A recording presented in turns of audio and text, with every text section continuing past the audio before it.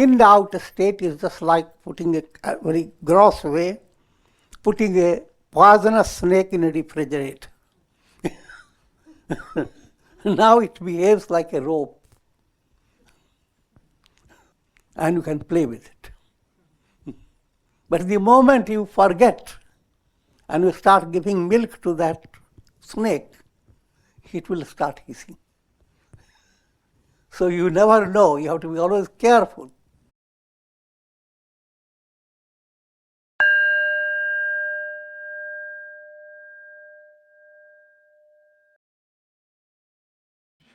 Om Purnamadaha Purnamidam Purnat Purnamudachyate Purnasya Purnamadaya Purnamevavashishyate. Om Shanti Shanti Shanti. Om Brahmanandam Param Sukhadam Kevalam Jnana Murtim Dvandvatitam Gagana Sadrisham Tattvamasya Laksham Ekam Nityam Vimalamachalam Sarvadhi Sakshi Bhutam Bhavatitam Trigunarahi Sadgurum Tam Namami. Om. Adorations to Sadguru, who is Brahman, the giver of supreme bliss, embodiment of pure consciousness, one without a second, vast as the ether, infinite, eternal, beyond the three gunas and their modifications, the supreme preceptor. Yoga Vasistha, Sthiti Prakarana, section 43. Sage Vasistha continues to give insight into Brahma Satyam Jagan Mithya. Brahman alone is real. He has nothing else to say.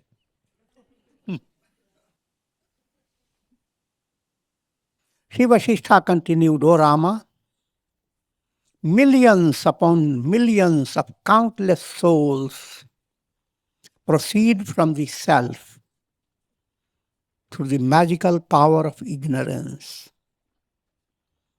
It doesn't require much difficult understanding. Think of millions upon millions of reflected suns proceed out of the sun. But really it doesn't happen that. They're all reflections. But if you are in the reflected world, it is not a reflection. You can see a jar with the sun shining in it. It's a totally different experience. And then if you could start imagining the predicament of the shining sun within the jar, it has a whole story to tell. Every moment something is happening within the jar. And then from a jar standpoint, raising your head a little out of the jar, you are jarred by the vast universe.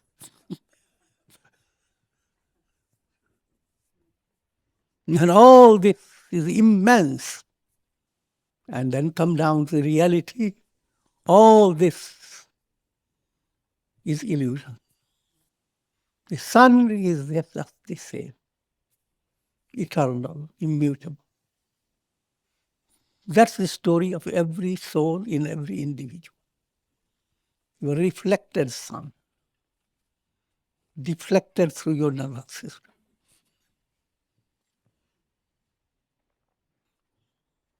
And every soul is trapped in Bhava Chakra, the wheel of the world system. And to understand the simple allegorical teaching, it's like a wheel with spokes. There are 6 spokes, and there is axle of the wheel. Axle is the ego. Ego that doesn't have its reality. But that's another stage to think about. But ego is the axle. Led by ego awareness, soul performs virtuous karmas. Virtue. As a result of virtue, pleasure. As a result of pleasure, attachment, raga. So virtue, pleasure, and attachment. Turn to the other side. You are led to do vicious karma, vice, not virtue. Vice gives you wrong advice.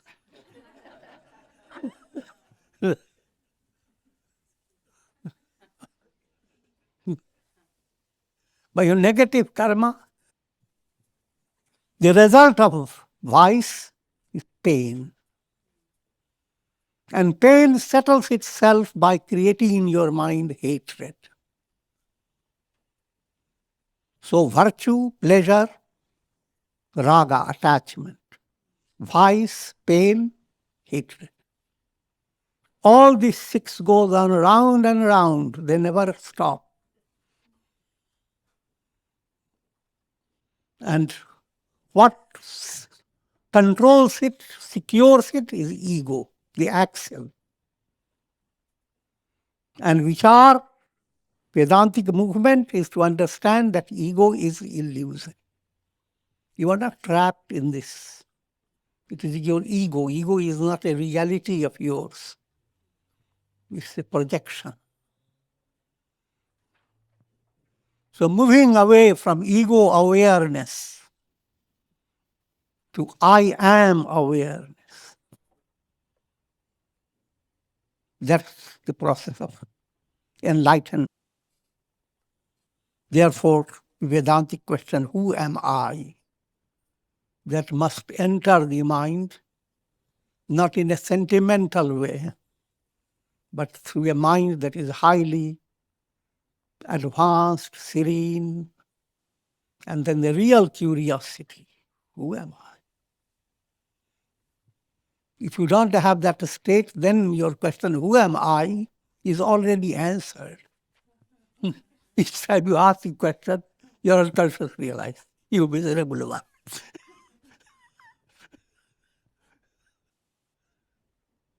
Don't believe in Vedanta.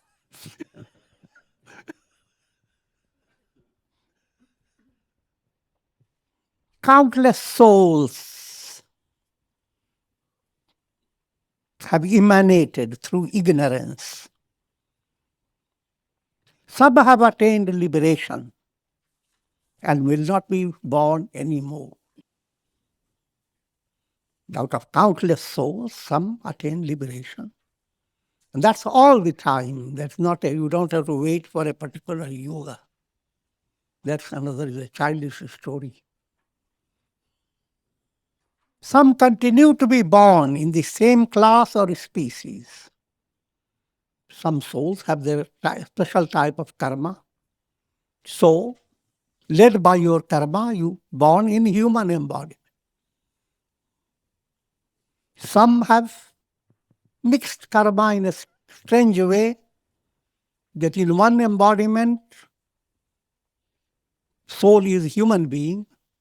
Next embodiment, the soul becomes an animal, a deer. Next embodiment becomes a saint. There are many stories of similar nature.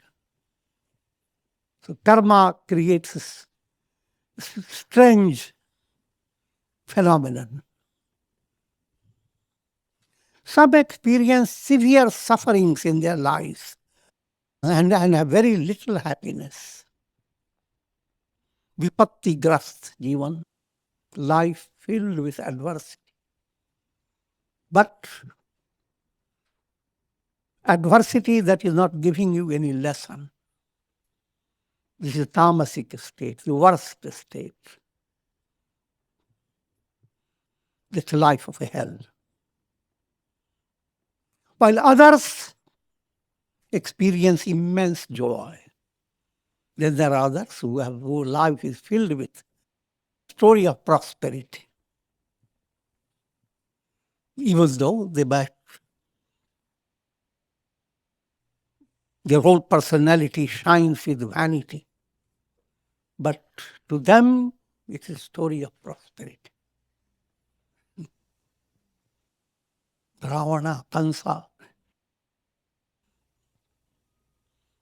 and they're always that type of egoistic people who count their prosperity on the basis of how much money they have gained, how much their near and dear ones are flourishing,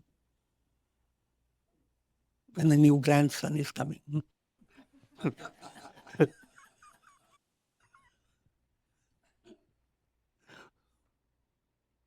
Nothing against that, but I'm giving a different understanding. Some arise from the sun, while others proceed from the moon. Now this points to Suryavanshi, story of Rama, Chandravanshi, story of Krishna. What does it imply? Think of the northern path, Uttarayana, soul that is moving to enlightenment. Allegorically follows a mystic process, which Gita calls it Uttarayana, like a sun adopting the northern path, where daytime goes on increasing. But forget about the daytime. The whole Uttarayana refers to first step, Agni. You are not cold and miserable state, but the fire in you begin to understand that you live to transcend the world. The world cannot fulfill you. In other words, in simple words, Vairagya develops. Mature Vairagya. A simple understanding that the world is not real as it appears. And therefore you cannot count upon a stability in any condition you attain in the world. You may be stable for 5 years, maybe even 6 years. Maybe more or less. But you don't have stability here. Even the very Earth planet is not stable. Fortunately, it doesn't tell you all its problems. Otherwise, you lie on your bed, supported by the earth, which has countless problems. If it were to start, the earth goddess were to start telling you all that, you will have a hard time to listen to it.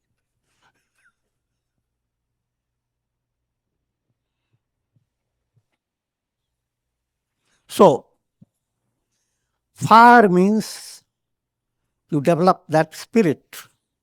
Since this world is not real, what is the reality? Let me spend some time, let me use human embodiment and resources to understand and to discover that fire movement starts. Agni Jyoti. The Vairagya leads you to Vivek.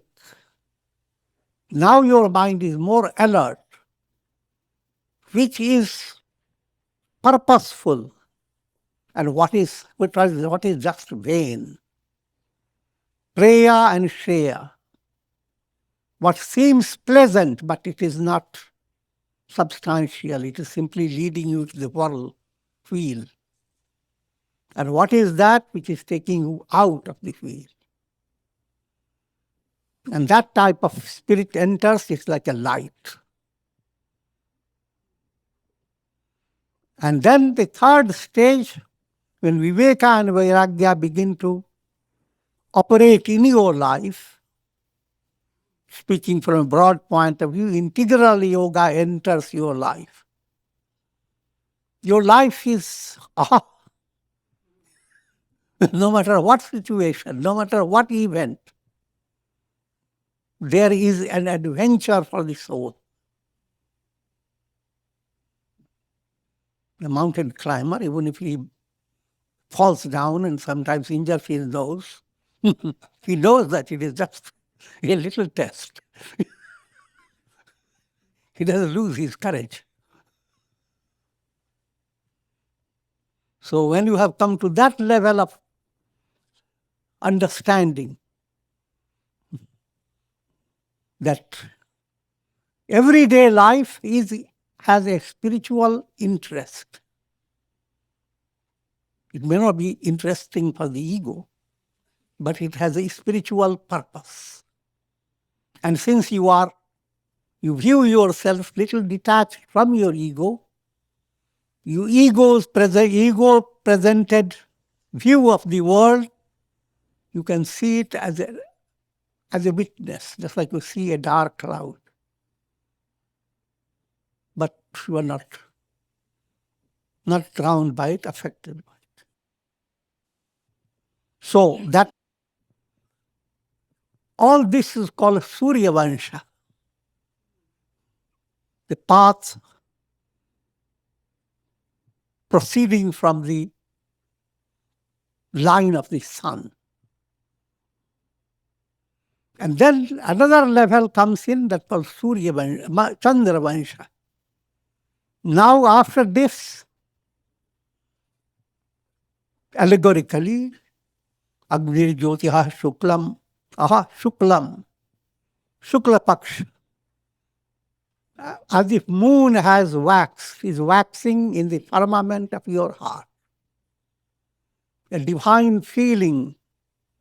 Human feeling is so messed up. But if you have gone through these stages, Agni Jyoti, that feeling becomes profound. Your love is not limited to simply a circle of dear and dear ones. Your love is boundless, as if you have landed yourself on the moon and showering lunar grace, nectarine rays of the moon. Holy hai. Spraying that joyous goodwill, may all be happy. Sarve bhavantu sukhina. That movement was represented by Krishna, Chandravanshi. So, souls that are highly advanced, they are following this solar movement, lunar movement, leading to the highest goal. This is for the highest type of souls. But those who are not in that state of adopting krama mukti, gradual liberation, now they go in wild directions, you don't know where. Some exist as celestial beings, while others as denizens of hell. Some are born as Brahmanas, others Kshatriyas, Vaishyas, Shudras. So many variations of people in this world. Some have taken their embodiment in the form of snakes, worms, ants, spiders. Take it both ways, literally as well as allegorically. Both ways is correct. And there are others who have taken embodiments of lions and buffaloes and goats and deer and cows and rabbits. Take it literally. All souls. Every little creature is a soul operating through a body presented by the Creator. Think of even a little butterfly.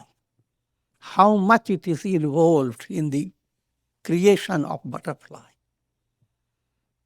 And what artistry and insight and knowledge is needed to make a little brain which can work through the little mechanism of the body. Think of the spider. What wonderful net spider creates without going through schools and colleges.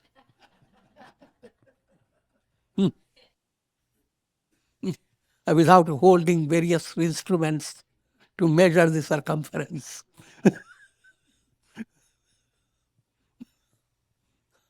All in such simple way. And you don't have to go far and wide. How much your every finger does, creating the nails, nail problems, and so forth. And of course, your own body is a vast world. A world that where the Kurukshetra is there, and big war is going on. Army of millions of bacteria attack another set of bacteria, millions of them. And adopt politics.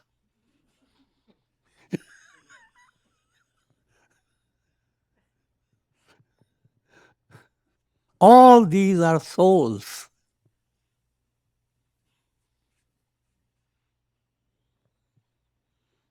Some souls abide in the stars.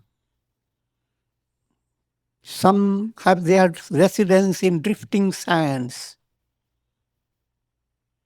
Some abide in the rays of the sun. You can take it literally, or you can take it allegorically. Allegorically means if you are full of sentiments, you abide in the stars.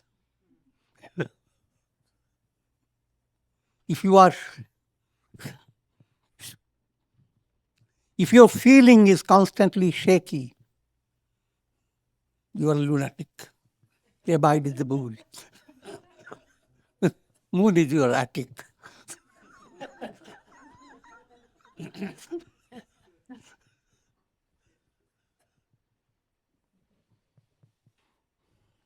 And take it literally, the rays of the sun. And imagine so many viruses, microbes, and germ cells, countless. And what happens when the rays go after? Boundless story to. And it goes on happening every day. You do not believe in it, ask your nose.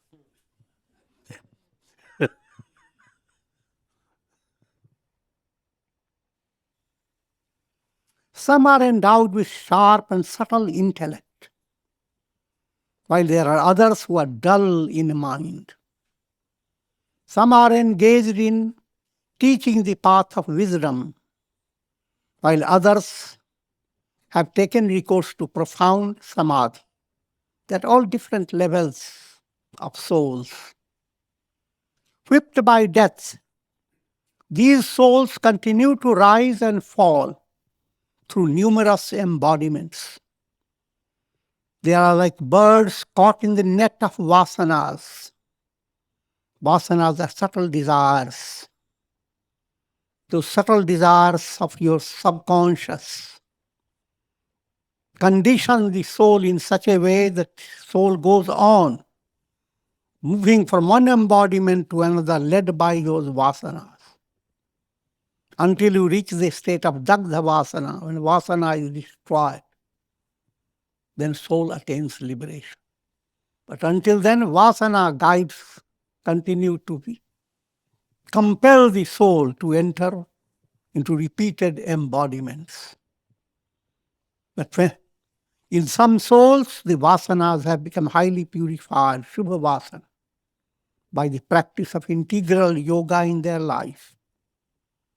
Being endowed with subtle intellect, when vasanas have become purified, when buddhi, intellect, undergoes a transfiguration, it becomes intuitive. That intuitive insight begins to guide your intellect. Your intellect does not stay intellectual. Intellect becomes intuitional. And if that happens, going through the cycle of birth and death, that's no longer soul's choice. Soul discards that. The only choice for the soul, 7 steps of wisdom. The ladder of wisdom. And just to remind you, 7 steps, Shubhecha, aspiration for God realization.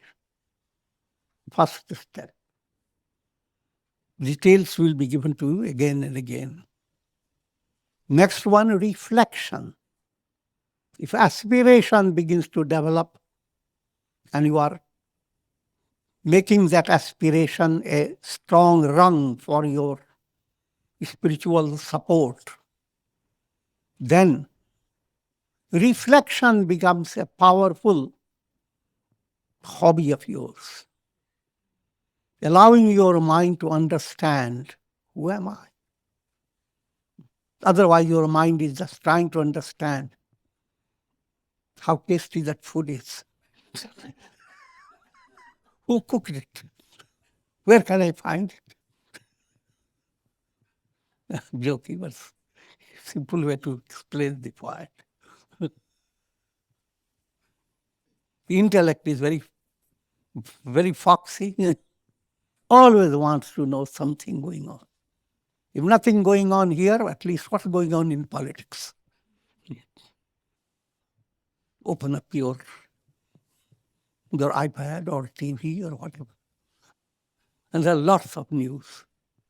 If that doesn't satisfy, find some relative, call.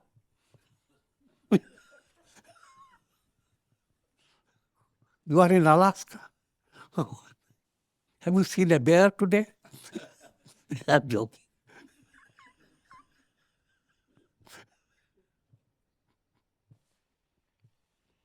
So ascending the ladder, just reminding you, aspiration, reflection, called vicharana. Third is called tanu manasi. Mind in human being is obese.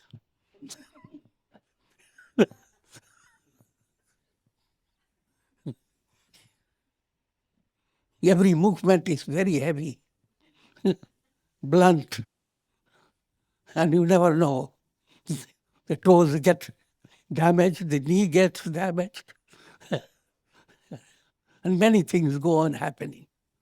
So that's the mind that creates all the problem in human life.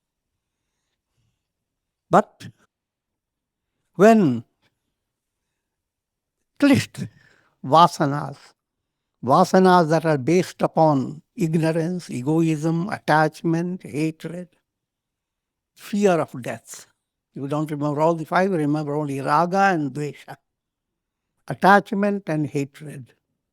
If these 2 have become thinned out, now your mind has a tremendous room for serenity. So much so that even while to the others may seem you are surrounded by trouble, to you it isn't. That state is called tanu manasi. But in tanu manasi state, attachment and hatred are not rooted out. They are thinned out. Thinned out state is just like putting it a very gross way, putting a poisonous snake in a refrigerator. Now it behaves like a rope. And you can play with it. But the moment you forget and you start giving milk to that snake, it will start hissing. So you never know. You have to be always careful if you're in Tanumanasi state, not to become too satisfied. Go on working for it until you find the root. Fourth step is called Tattvapatti. That's the enlightened state. Mind has become enlightened. Your soul now will never fall back. The security has come of never going backward. Once that security has come, that's called enlightenment. Now enlightened one will go through higher levels of enlightened experience. Those stages follow now after fourth, fifth state. The world is now for the enlightened one is very similar to what happens a person is dreaming. And during dream, no matter what situation is there in the dream, you have come to realize it is a dream. Sometimes it happens, very rarely, but it does happen. When that happens, you see yourself climbing a ladder and breaking your leg. And you are not upset because you see the dream. So that state develops. You see your own personality aging, facing various challenges of the world, and yet internally, inwardly, untouched.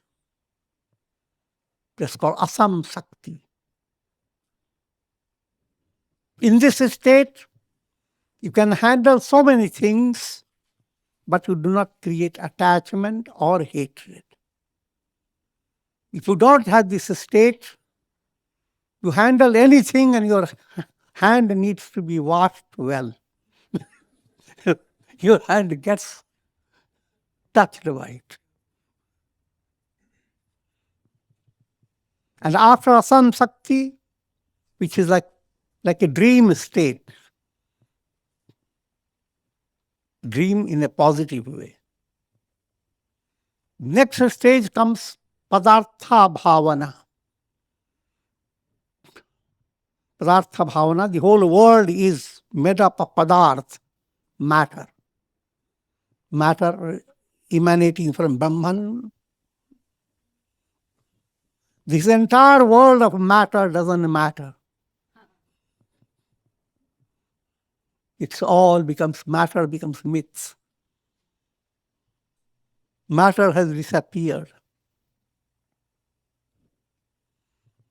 And then, seventh step, turiya. Turiya means transcendent. Now there is no description. Up till sixth state you are describing. Waking, dream, deep sleep. Seventh, go beyond all descriptions. Because the highest state cannot come within the mental range. Like the rays of the sun, or sparks proceeding from the red-hot iron, or fragrance from flowers, or raindrops from clouds, or like waves in the ocean, all jivas continue to proceed from Brahman.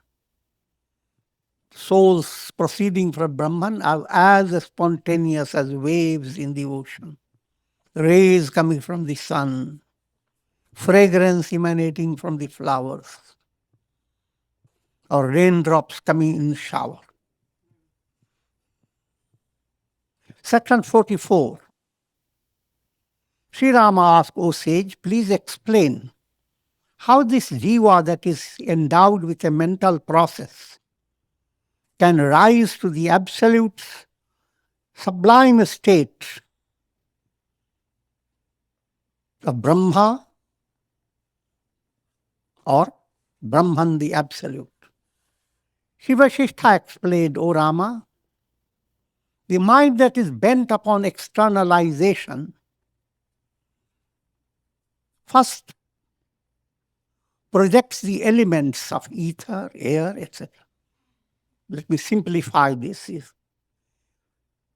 What Vasistha is saying, that led by mind, the soul becomes associated, identified with physical body, five sheaths. First sheath is your physical body. The second layer within you is the vital pranas. Third layer is your mind and senses, manomaya. Fourth layer is your vijnanmaya, intellect and ego. Fifth layer is your unconscious. Soul becomes associated with all these five layers.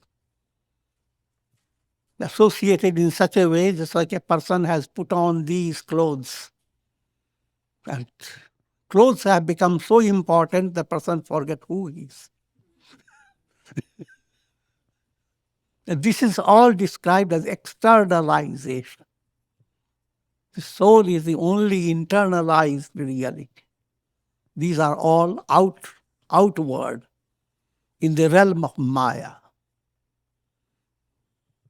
And the same five sheaths are described in three bodies. Physical body, Annamaya Kosha. Three layers are put together as a middle section within your personality called subtle body. And that's Pranamaya Kosha, Manomaya Kosha, Vijnanamaya Kosha. Nothing kosha about it.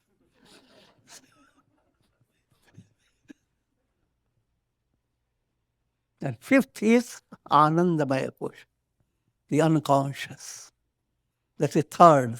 So same five grouped in three. So we call three bodies and five sheaths.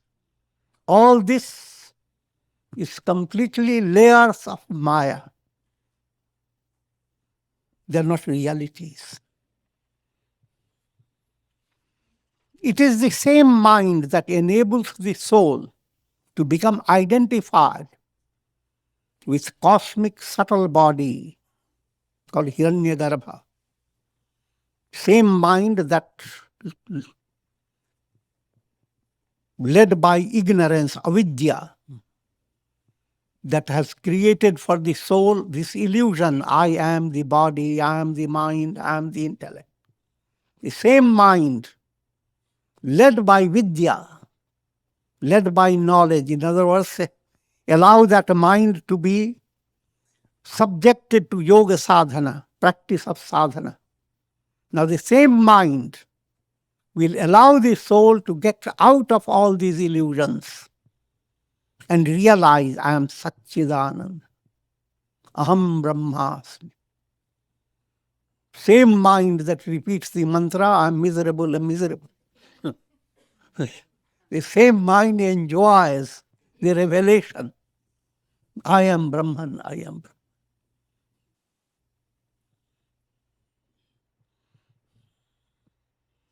Led by ignorance, the very same mind which is capable of rising to the glory of Brahman descends into the state of miserable souls wandering through the dark night of ignorance.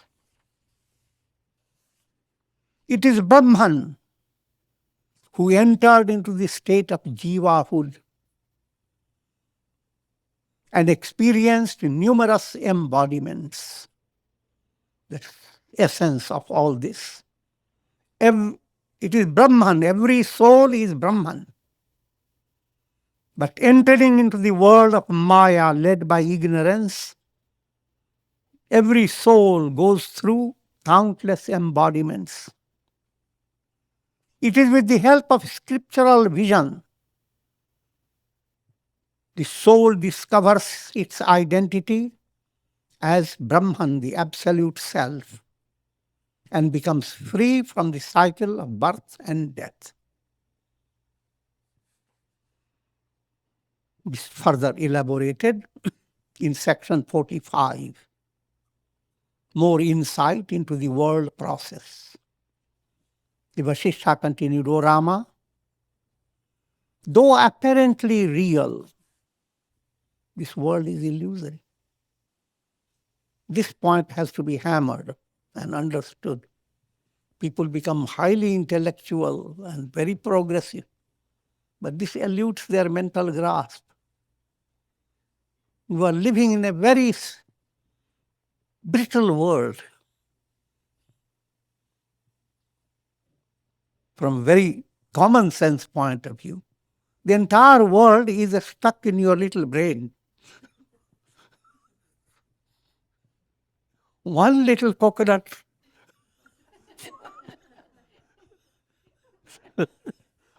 falling on your head will make you a nut forever.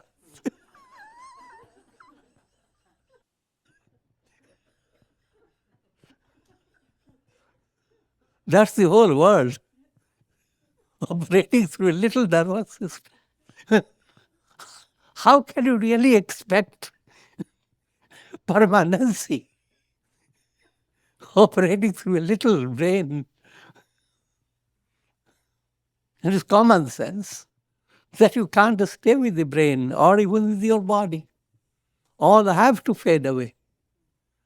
But should your life be just that much to make the brain happy? Or should you not do something to understand beyond the realm of nervous system? So the idea the world is appearance is not something very difficult to understand. From any angle, the world you are experiencing is based upon your senses. But your senses are not the only senses in the world. Every animal has their senses. And the way they experience, that's totally different, depends upon your senses.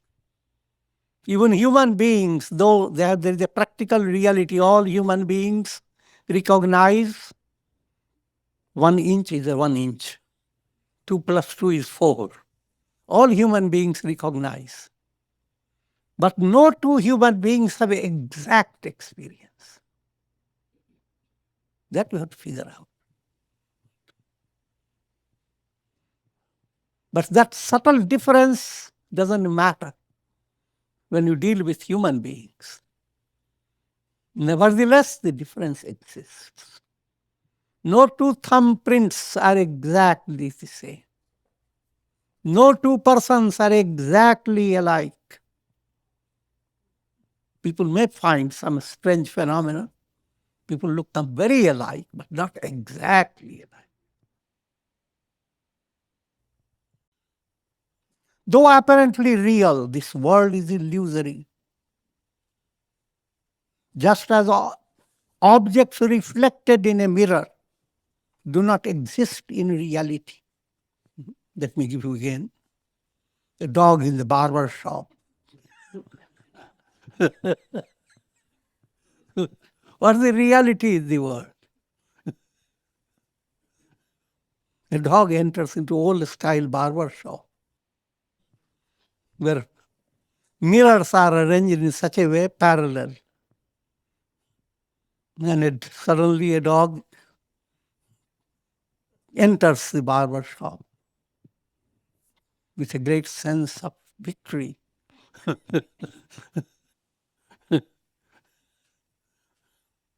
And looks into one mirror, finds there is another dog already there.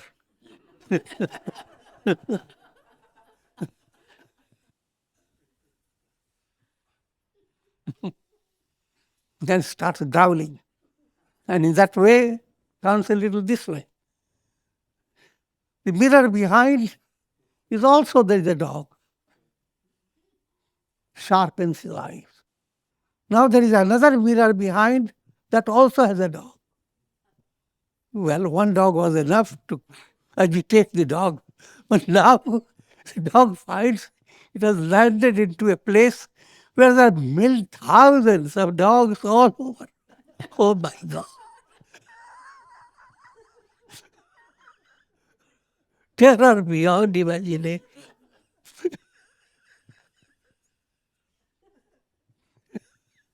Cure for the terror, I alone have. All dogs you are seeing are your reflections. Multiplicity is your mind creating the illusion.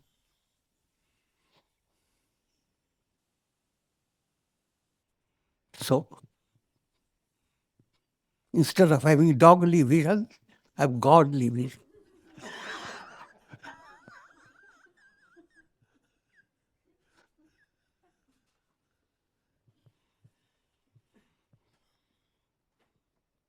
Mind being all powerful has projected the body. But due to ignorance, now considers itself dependent upon the body. See, generally, human idea is there. Where is mind? Within my body. It's the other way around. The body is being experienced by your mind.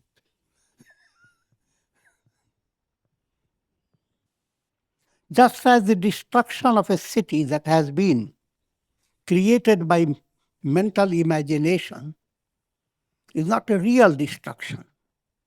They're talking about building castles in the air.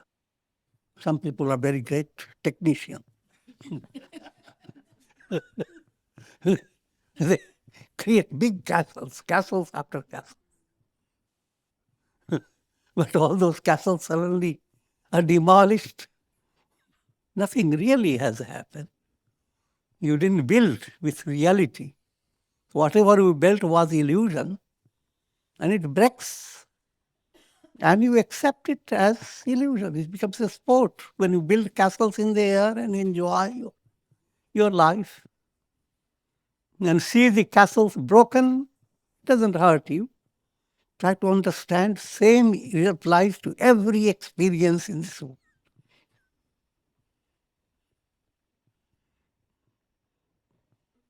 All the things that create so much sense of greatness, because of money, because of palace, because of power, because of so many possessions. And then a hurricane comes, and most of those things are wiped away. And it creates such a tremendous shock and terror. But bring your mind to that level to understand that all that has happened is castles in the air have been blown away.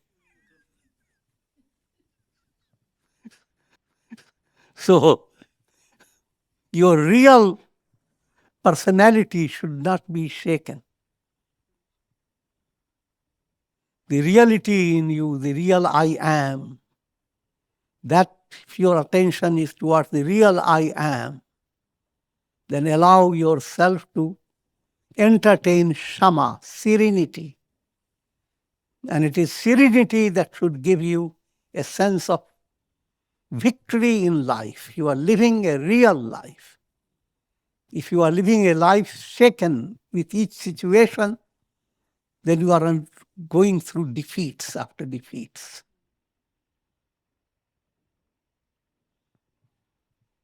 Prasannatam yanagata abhishekata. That's what Lord Rama presents the ideal. The storyline of Lord Rama, he is being given the whole kingdom. Is rejoicing in which all Ayodhya is going to praise him, and they are already dancing with great celebration. In that high state of rejoicing, Rama is given Vanvas. Go to forest. No more this kingdom. And his face remains serene. He had nothing to gain by the kingdom or nothing to lose when kingdom has been taken up. It seems like a big story.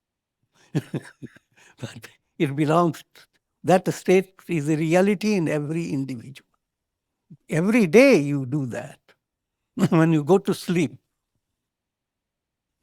you don't even know how you look.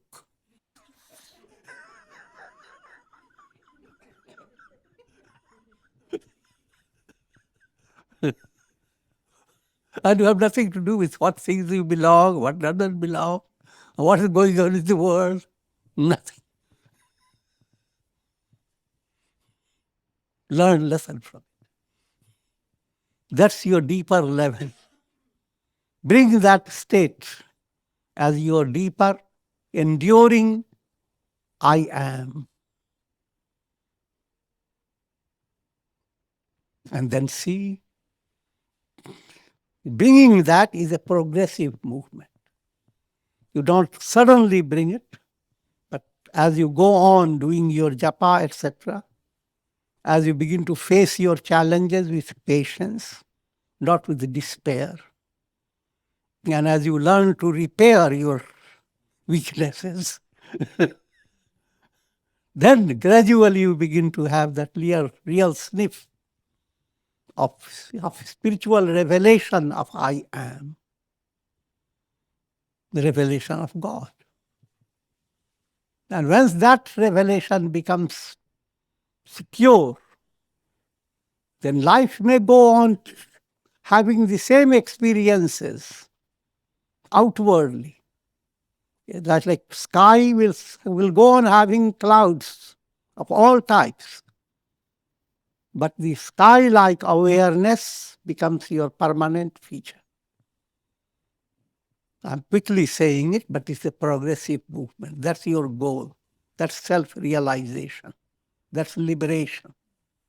But as long as you are shaken by the world constantly, that's not liberation. There you have a challenge. Your goal is to attain enlightenment. If an illusory object proves itself to be illusory, there's no need to be affected by it.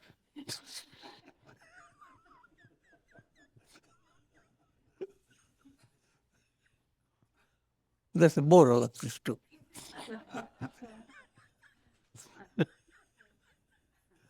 That's how Gita starts.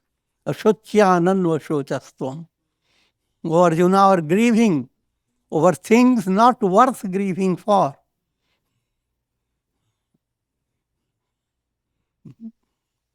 Sun rose and the sky was so beautiful, but suddenly a ugly wind moves the cloud away.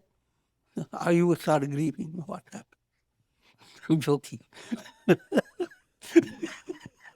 Nothing happened. Sun is the same. So allowing the mind to see the world around you in that type of attitude, that's not easy, but that is the goal of life. In all religions, that's the state to be reached. Therefore, Gita begins with that. Ashochyananva shochastvam. O Arjuna are grieving over things not worth grieving for. And after 18 chapter of all teachings, Krishna concludes, Ma Suchah. Therefore, do not grieve. Resolving the problem of grief, that's in brief the essence of all scriptures. And that should be brief. With this week. Om Purnamadaha Purnamidam Purnat Purnamudachyate Purnasya Purnamadaya Purnamevavashishyate Om Shanti Shanti Shanti.